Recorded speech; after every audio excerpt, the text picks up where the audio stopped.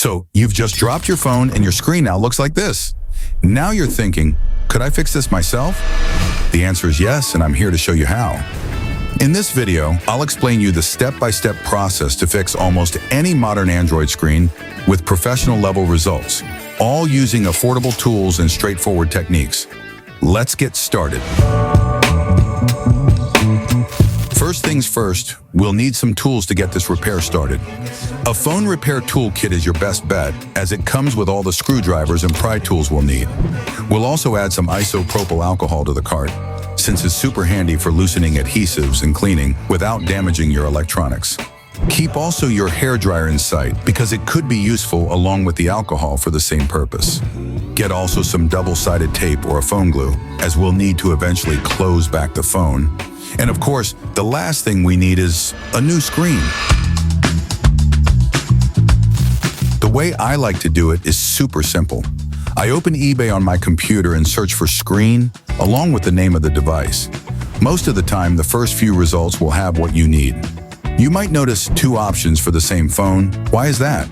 It's because you can choose between the screen panel assembly, which requires gluing onto the old chassis, or a full housing assembly with the screen pre-installed. While the full housing costs a bit more, I highly recommend it, as it's much easier to install and the screen will be more durable in the long run.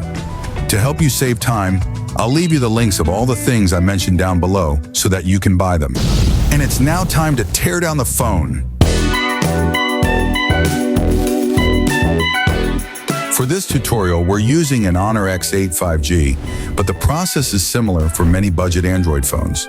However, if you have any doubts, check a device-specific tutorial on YouTube or on online guides like the iFixit's ones.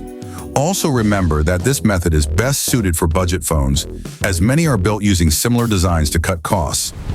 But now, let's finally begin. The first step is to remove the back cover, which is usually made of hard plastic. Start by using a suction cup to lift the lower corner of the cover while inserting a plastic pick to separate the adhesive. Be careful not to insert the pick too far, because you could damage cables. Once you've loosened the edges, carefully pull off the cover. To make the process easier, you can apply a bit of isopropyl alcohol to soften the adhesive. Next, you'll need to remove several Phillips screws, so make sure to equip the right screw head. Luckily, most of the screws are identical in size, so there's no need to keep track of their positions. Any different screws are usually a distinct color or size, making them easy to spot. Just remember where those go. Don't forget to remove the camera cover if needed, as there are often hidden screws underneath. Once the screws are out, we're ready to remove the phone's side cover, which is clipped to the chassis. Keep in mind that some models might not need to remove any lateral cover, as it is part of the chassis. The process is similar to removing the back cover, but requires a bit more force. Work your way around the perimeter, detaching the clips. When the cover is loose, proceed carefully. Most phones have the power button attached to this piece. So before fully removing it, disconnect the cable from the motherboard to avoid damage.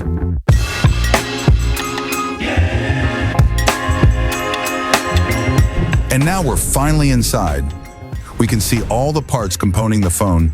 Generally, the motherboard is on top, as well as cameras and the ear speaker. At the center, we have the battery, which takes a lot of space. And in the lower part of the phone, there is the charging port assembly, also with the vibration motor and the main speaker. On the right side, two cables run connecting the upper part to the lower one. In order to replace the chassis, we're going to need to remove all these pieces and transfer them into the new part. First thing first, you should disconnect the battery to avoid shorts. Then you can start by carefully detaching the lower speaker, which is clipped to the chassis. Now, you'll need to remove the cables running along the right side, which can be a bit tricky. Both the cables and their connectors are small and fragile, so take extra care while detaching them both from the motherboard and the port assembly in order to avoid any damage. Once disconnected, gently slide the cables out of their tracks. There might be some other cables running over the battery. If that's the case, also remove them. Next, it's time to remove the port assembly. Start by disconnecting any cables that might still be attached to it, and make sure to remove any remaining screws holding it in place. Then gently pry it loose using a plastic tool.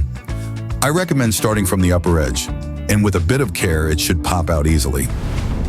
Now, Let's move on to the motherboard. Before removing it, I recommend taking out the front camera as it may block the process. Disconnect all cable connections and double-check for screws holding it in place. Removing the motherboard is the most delicate part of this repair. Any damage here could cause serious issues. Take your time and proceed carefully. If it feels stuck to the chassis, it's likely due to the thermal paste. Apply a small amount of isopropyl alcohol to help loosen it and make removal easier. We're almost there, just a few more pieces to go. Up next is the battery. While not particularly difficult to remove, it does require patience and a bit of strength.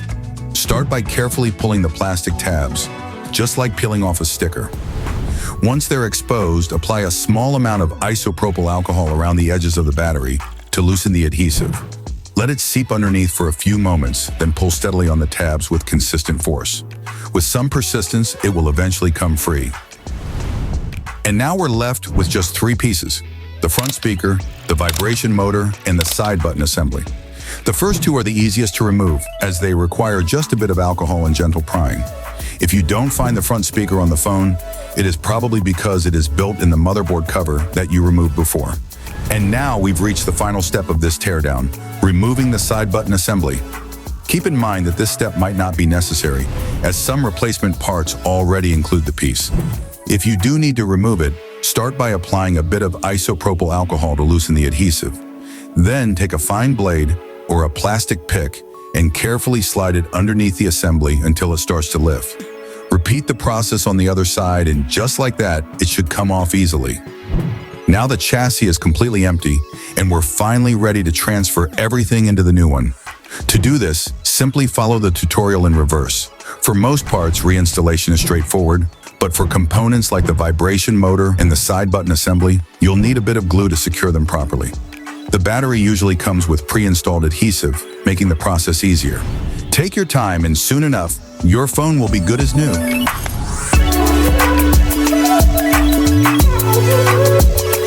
And that's it. We've successfully replaced the screen and rebuilt the phone from scratch. Now it looks and works just like new. If you found this tutorial helpful, make sure to drop a like and subscribe. It really helps keep these videos coming. And if you have any questions or suggestions for future repairs, let me know in the comments. Thanks for watching, and I'll see you in the next one.